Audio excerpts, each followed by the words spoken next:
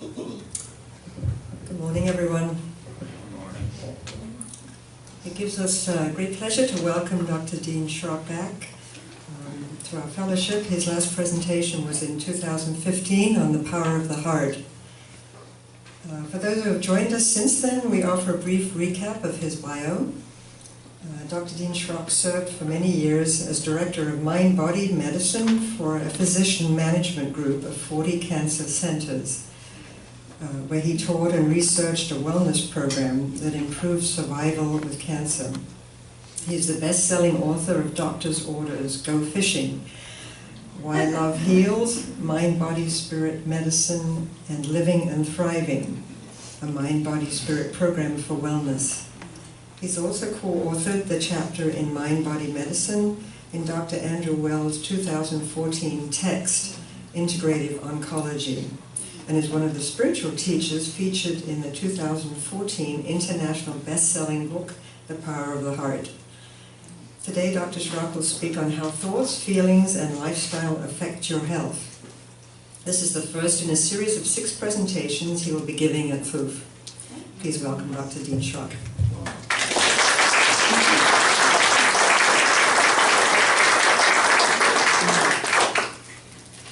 I want to also thank you, Jeff, for that beautiful music. That was nice. And thank you, Ruth, and all of you for your invitation to come back. One of the things that I feel like I want to say to start is just how good I felt coming in here. From the very pleasant welcome initially from Ray and Judy, and in between Sarah and Karen and everybody else. Just thank you. And I know you used the word family in referring to this group, and you are indeed. That is so evident and feels good. But the fun part of this, though, for me additionally, is to realize how good I feel emotionally in speaking, and how comfortable you allow me to feel in speaking, because my world has been relatively scientific. And I always had to speak in terms of, well, you better have good research support for what you have to say. But you allow me to speak from my heart, and that feels very good and very free. And so I hope today that even though I want to say some things that I can tell you positively have very good research support, is to also appreciate that my research concluded in terms of why people live long with cancer is because they felt loved and cared for. So let me be that kind of or let that be kind of just something to keep in mind as I move forward with what I want to tell you today. So anyhow, most of my life, am I speaking to the microphone well enough? Mm-hmm. Most of my life, I have been interested in what I call the power of the mind. However, prior to my interest in this, I had not only no interest, I thought it was stupid. The idea that your mind could be so powerful that you could, through prayer or through any what we call deliberate intention technique, like guided imagery or self-hypnosis, that you could truly change physical structure and function of your body or anything else, was silliness at best. So I had to learn the hard way, but maybe that has been helpful indeed for me, so that I can tell you that I have learned a great deal, not only from the science and all of that training and experience, but what I have learned, and probably learned more, is from working with people and learning that there is so much more to what is healthy and healing than, let's just say, conventional approaches to healthcare. So, this goes all the way back to the 70s. I first learned about guided imagery and self-hypnosis, so it's at least 40 years ago. And initially, I think I probably wouldn't have really paid much attention, except that I made such a great friend who became a mentor for me, the person who taught me about guided imagery and wellness originally. And when I had been suffering from hay fever for years, I don't know, maybe 15 years, And I don't want to compare this to cancer or some of the more serious things I've worked with. But if any of you have hay fever, you know how miserable you can get from it. So I've been told by the medical people I've worked with that basically you're going to have to learn to live with this. And I learned something about my personality at that time because I said, no. There's got to be something more I can do than just have to accept this. So I initially looked into nutrition, which was a huge step for me then to consider anything else, honest. But what I learned was that nutrition actually didn't help me at that time. I learned a great deal about it, and I know much more about its importance. In that process, though, I also learned to stop smoking with the use of guided imagery and a more positive approach to my symptoms. I actually I gained weight. Normally we think in terms of losing weight when we are interested in affecting our weight. But I was even slighter in size considerably, and was told that, you know, you really need to put on more weight for the major change you're making in your life and the kind of work you're going to do. So I took that seriously, but what I found was that I could put on 15 pounds and didn't change the size of my waist. That was important to me back then. It was a long time ago. So again, these things are getting my attention, and we can laugh about this, but if you actually experience this, you think, you go, oh, well, maybe there is something to this. I still was not convinced. One of the things that really did get my attention, though, was that I had played soccer in college, and I tore up my knee. If there were anything good that came out of that, it kept me out of Vietnam. But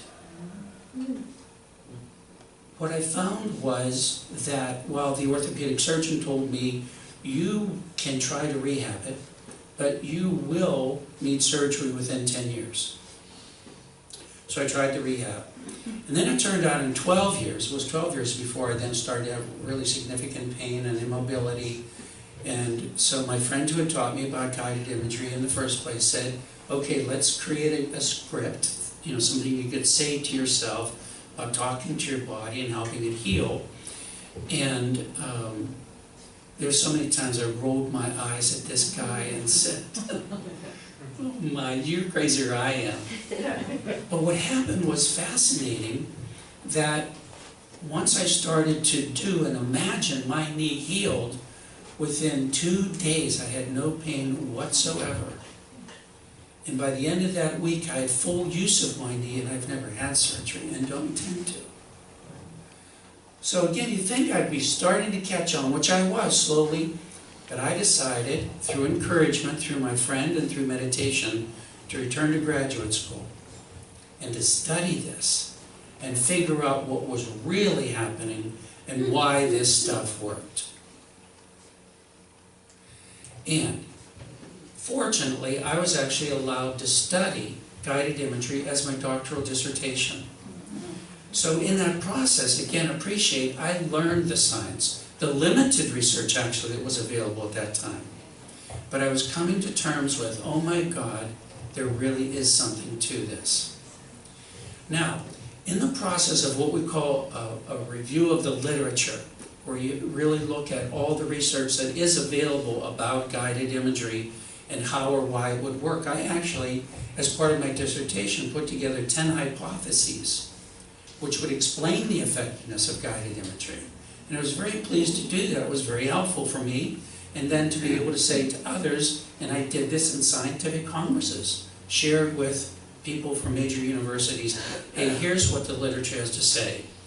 But I want to go back to the idea that there's more to, and share with you a couple stories, which I think will be that much more meaningful for you, in my experience I've learned, what you can really do with this, and we want to call them miracles, but I think, you know, they're not miracles. It's another way, a deeper way to understand what's really going on than what we can objectively measure scientifically. So, when I got my PhD, my first internship actually was with the Cleveland Clinic, interestingly enough, to put together a research proposal with breast cancer patients. And then I took an internship with a rehab hospital and worked primarily with strokes. And that was a very good experience, because what I found, even though, if I'm going to say you, were reluctant to let me help you, because you also were so much more comfortable with conventional approaches. So here's this crazy guy, as they used to say, as they learned about me, or this image they had, he's going to tell me to imagine my pain away. And if with chronic pain, which I also had the opportunity to work with, on the average, people who came to me had chronic pain for 5 years, had pretty much exhausted their medical options, and this guy is going to tell me to imagine my pain away. But what I was able to show them in 1.5 hours' time is that in fact they could make a difference. And what I would have them do, and I would say you could do indeed, is to, well, let me give you a little more background to appreciate just how well this can work and how quickly. You know, if when we, in this rehab hospital, actually one of the common things we saw also were amputations from diabetes and poor blood flow, and so they had to come in and get fitted for prosthesis and learn to walk again. And what I was glad to be able to share with them, if I got the chance, was how they could increase blood flow, and I could show that in 1.5 hour. So I would ask them to imagine what they would do if they could truly relax and do anything to relax, no holds barred. And then I would take notes and then essentially read back to them while their eyes are closed. Imagine you're in this very relaxing setting. And what we did, even though before that, was we would put a thermometer between the toes of the good leg and get a temperature reading, then go through the relaxation exercise, and then 10 minutes later, check the reading again. What do you think happened to the temperature?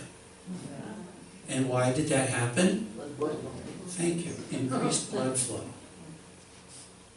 Now, they're worried about losing the other leg. And I could show them 1.5 hours time you can increase blood flow, and the probability then you would not need to also have the additional surgery. So again, I was learning, but they additionally, and it was helpful for me to understand this, they too were reluctant to just buy into this. No one ever came back to me for a second session. So it's a way to remind both of us, you and me, that when we learn something new, we talked about change earlier this morning, Sally, and how that can be difficult. It can be very difficult. So I say be gentle with yourself and with each other when you don't just buy into something, and it takes a while maybe to catch on and be willing to make an effort to give something else a chance. Here's one of my very, very favorite stories when I got into working with the cancer centers, which came about at the time I was working in the rehab centers and had an opportunity to assist some oncologists with their cancer patients. And one of the things I did is taught this wellness program, which Ruth talked about briefly, and we found it could literally improve survival. But anyhow, one day near Philadelphia in a cancer center, I met a patient by the name of Bud, and he was in a wheelchair. He was in considerable pain. And honestly, I didn't normally go into people's medical charts. Sometimes I did, but I found that I didn't want to set up a mindset of my own, because you've got stage 4, and you know this is where the site of cancer is, that put out any energy to reinforce you're not going to make it. Bud was stage 4. I knew his prognosis was 2 months. But I still wanted to introduce myself, told him what I was doing, how I might be able to help, and certainly also for the family. But Bud was in bad shape, in great pain, and I thought, okay, but I at least extended myself, he knew. So I was very surprised then when he and his wife came to class that night. It actually, a new series started that night. And when I got to talking about guided imagery, because I was going to give out an audio tape of 6 guided imagery exercises to reinforce each class, I was sure that Bud wouldn't be back, but again, I was glad he was there. But when I started talking about guided imagery and the idea that you could imagine yourself well, Bud was mad. He got really mad. And he spoke up, and I was glad he did. And I was prepared to respond, but I found that actually many in the audience who were also in that class series spoke up and said how they've heard about this, even cited some research, especially with sports and athletes. But Bud was shaking his head, and I appreciated that. It's like, again, you deal with chronic pain, and I can tell you, imagine your pain away, and this guy's supposed to be dead in 2 months, and yeah, right. Bud came back to every class.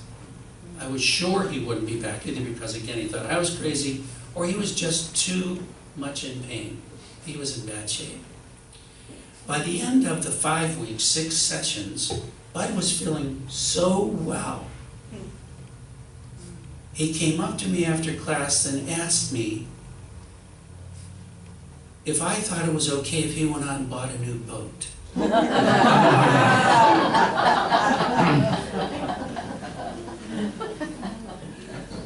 Bud literally liked to go fishing. I really came across the story of why it is important to do what you love to do, and the image and the story I presented was around hunting and fishing. So I couldn't tell Bud to go out and buy a new boat. You really think about this for a moment. When I first met him, his prognosis was 2 months, 6 weeks are up. Can you imagine his medical expenses? Can you imagine every other possible reason why Bud shouldn't buy that boat? The probability is he isn't going to live for much longer to enjoy it, boat if he did. And I'm feeling an emotion when I'm telling you this. Bud and Shirley told me they spent the best summer of their lives with that new boat. Eventually he did die. We're all going to die. But they had the best summer of their lives on that boat and fishing. And here's the reason for including that story today. Bud took his audio tape player and guided imagery cassette with him everywhere. If he were on that boat fishing, he was playing that audio tape with the idea that he could get well, that his immune system would function properly. And if you really understand how powerful your immune system is, cancer doesn't have a chance if your immune system is functioning properly. Anyhow, great story to share with you where this guy, it was one of those miracles, we can say, however we might imagine for another reason, why he did okay. But so then I was fortunate enough to be forced to also become that much more of the research, which helps me and maybe helps you, because I can tell you there is now a great deal of evidence supporting the use of mind-body medicine approaches, specifically with cancer, because of the contribution I was asked to make to Dr. Andy Weil's textbook. But also, I was asked to co-author a chapter in a new textbook also, where our chapter was titled Medical Applications of Guided Imagery. But I don't want to slow you down with the research other than to tell you there is a great deal of it. So this isn't just a lot of nice stories, a lot of, to help you feel good and maybe inspire you. But one of the things I learned over the years of trying to understand how and why this would work, and I don't have time to get into all of it, but one of them that maybe you will relate to is my willingness to look from different approaches or different perspectives. And one of them is to realize that there's a statement in the Bible attributed to Jesus where he said, "Pray, believing you have already received." It is a perfect description of guided imagery. So I think, honestly, we've been taught to pray for another very good reason. It works. Now, what I also have become very comfortable in doing and saying is to never guarantee anything I tell you. I won't guarantee if you do this it'll work. What I will guarantee you is you will increase your odds. I know too much about the placebo effect and the application of this stuff that I can tell you 1/3 of you, if you really did this, would positively improve whatever you were working on. I guarantee you that. That's the science of it. I can't tell you which third. How would you like to improve your odds by 1/3? Thank you. So this is where I like to say, a lot of what I now love to say and teach is it's common sense. And maybe the most common sense thing that I passed along was this idea of when you're busy doing what you like to do, you tend to forget your aches and pains. Who knows this isn't true? Of course it's true. It's common sense.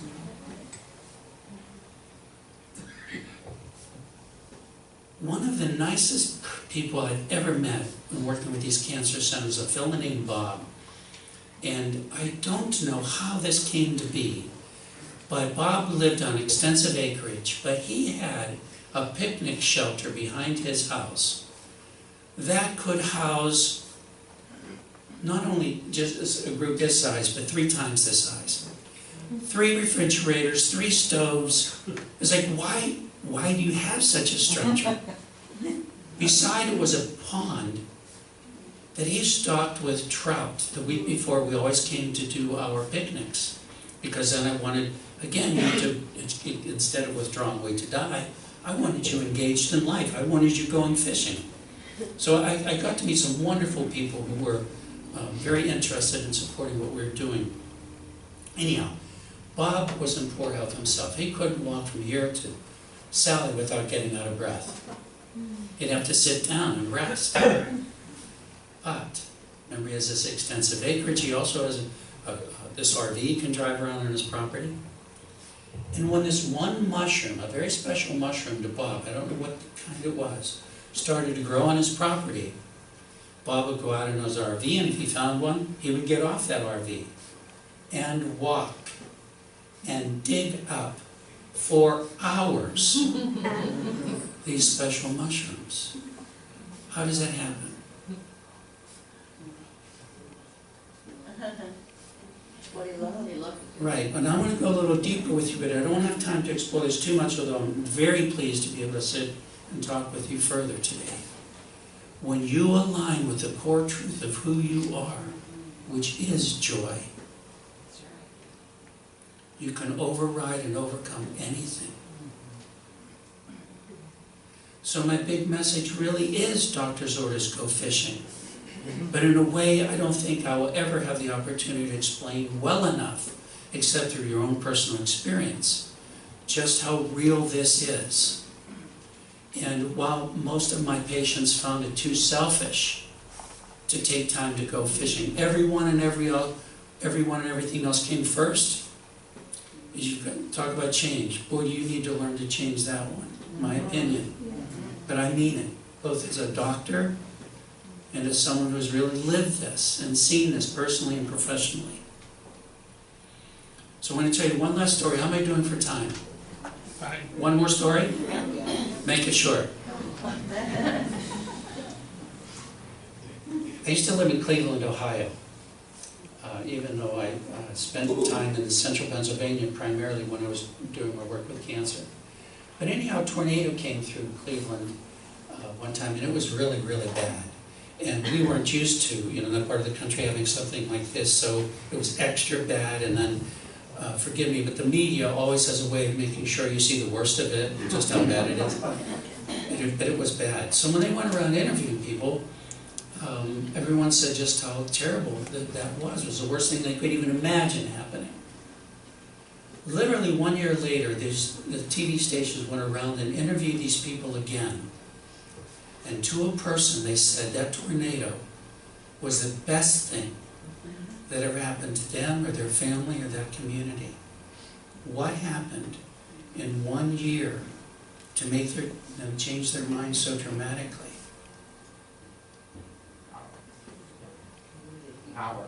Power, community. And while all of these things were important and I'm sure helped, the one thing that I want to emphasize is they began to reprioritize their lives. When you're faced with something that truly is life-threatening, it can make you really stop and think, and I want to raise this very important question, which I did for them and I want for you. How do you want to spend the time you have left? I really want you to think about that. Whether it's a little time or a lot of time. Because in the end, I know if you will make time to do more of what you want to do, you're not only going to live longer, you're going to improve the quality of your life considerably. And I even have this image then of the way you will radiate that joy as a way of also being a healing presence for others. So maybe I'll just stop there. Thank you.